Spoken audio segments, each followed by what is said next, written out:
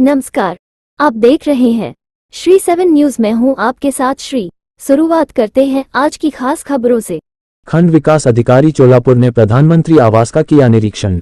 वाराणसी जिले के चौबेपुर क्षेत्र अंतर्गत कोवापुर गांव में बन रहे प्रधानमंत्री आवास का खंड विकास अधिकारी चोलापुर शिवनारायण सिंह ने रविवार को निरीक्षण किया, जिसमें कुछ लाभार्थियों का मौके पर काम चालू पाया गया।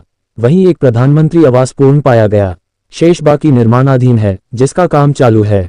गरीब असहाय लाभार्थियों को खाते में प्रधानमंत्री के जन्मदिवस पर 10 लाभार्थियों के खाते में पैसा भेजा गया था, जिसमें 2 लाभार्थियों के बैंक खाते की तकनीकी गड़बड़ी से खाते में पैसा नहीं पहुंच पाया। उसके लिए लाभार्थियों से वार्तालाप कर पुनः पैसा लगाने की बात कही।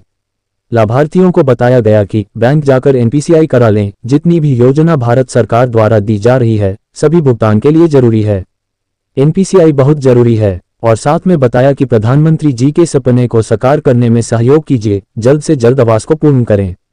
इस पैसे का कहीं दुरुपयोग नहीं होना चाहिए, कोई पात्र छूटना नहीं चाहिए।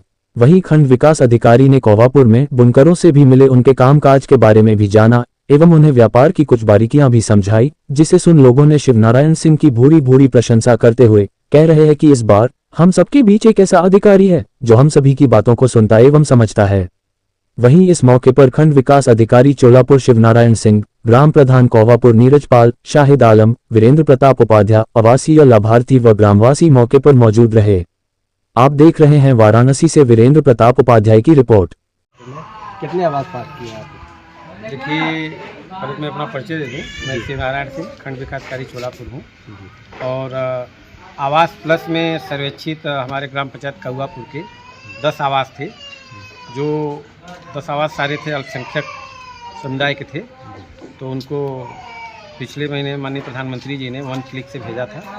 तो 10 आवास हमारे स्वीकृत हैं, लाभार्थी अवगत हैं, उनको मानक भी बता दिया गया।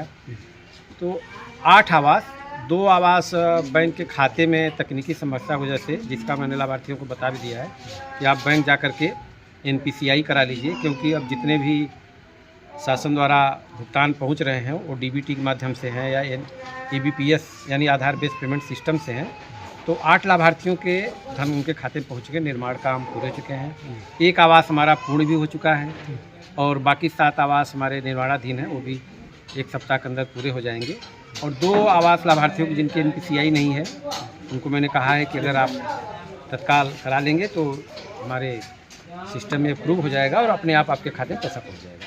और हमारा प्रयास है कि जितनी जल्दी आवास पूरे हो जाएं, उतनी जल्दी इनको बाकी हम आवास के लिए जहां 3 किस्तों में, पहली किस्त 40,000 के रूप में, फिर दूसरी किस्त 70,000 के रूप में, फिर तीसरी किस्त फिनिश के लिए जिसमें प्लास्टर, दरवाज़ा, पुताई, लिपाई 10,000, कुल 1,20,000 देते हैं। और साथ ही हम 90 मानव दिवस की मजदूरी भी देते हैं मनरेगा के तहत, क्योंकि सभी गरीब हैं आवास लाभार्थी।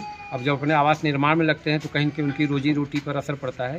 तो उसकी पूर्ति के लिए माननीय प्रधानमंत्री जी ने, भारत सरकार ने प्रावधान किया है कि उस गैप को पूरा करने के लिए प्रति आवास 90 मानव दिवस मजदूरी दी जाए।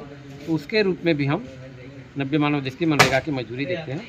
तो आपके माध्यम से मैं अपील भी करूँगा कि सभी लाभार्थियों को आप कहिए कुछ जितना जल्दी से जल्दी, जो प्रधानमंत्री जी का सपना है कि हर गरीब का घर अपना हो, पक्का हो, तो जिन लाभार्थियों को मिला है वो तत्काल बनवा लें। और अगर कहीं इस दौरान कोई तकनीकी दिक्कत आती है तो तत्काल मुझे बताएं। हमारा टोल फ्री नंबर भी और कंट्रोल रूम का नंबर, पीडी साहब का हमारा नंबर हर जगह लिखा हुआ है सार्वजनिक रूप से। बताएं भी, एक बात का ध्यान रखें कि इस पैसे का कहीं दुरुपयोग की बात न हो। और आप गाँव के भी हैं, पत्रकार के रूप में आप सजग प्रहरी हैं जगत समाज के, तो इस बात को सुनिश्चित करिए कि सभी लाभार्थी हमारे पात्र हैं, ज़रूरतमंद हैं, उनको सुविधा मिल गई है तो उसका सदुपयोग करें जी।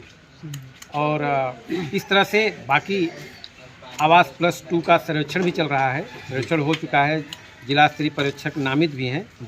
तो जो पात्र हैं उनका सर्वेक्षण हो जाए। देखिए, कोई पात्र छूटना नहीं चाहिए और अपात्र को आप लोग तत्काल बता दीजिए। कोई अपात्र होने का भी कारण है तो उनको आना नहीं चाहिए, अपात्र को मिलना नहीं चाहिए। लेकिन आवास पूर्व क्षेत्र के दौरान में जो निरीक्षण किया है, नहीं, हमने 8 आवास देख लिए। देखिए कितना पूर्ण पाए हैं? नहीं, 1 पूर्ण है और 2 तुम्हारे छत्र तक पहुंच गए हैं, बाकी भी है। 1 सप्ताह के अंदर हमें लगता है कि सभी जो छत स्तर के नीचे छत स्तर पहुँच जाएंगे, और जो छत स्तर उनको भी हमें लगता है अब लाभार्थी को आश्वासन दिया है, लगे हैं काम में, वो पूरा कर लेंगे। तो मेरा जो है कि अपना निजी आकलन है और लाभार्थियों का आश्वासन है कि हम इस महीने के अंत तक हो सकता है कि हमारे आवास सभी छत स्तर तक पहुँच जाए और पूर्णता पर पहुँच जाए।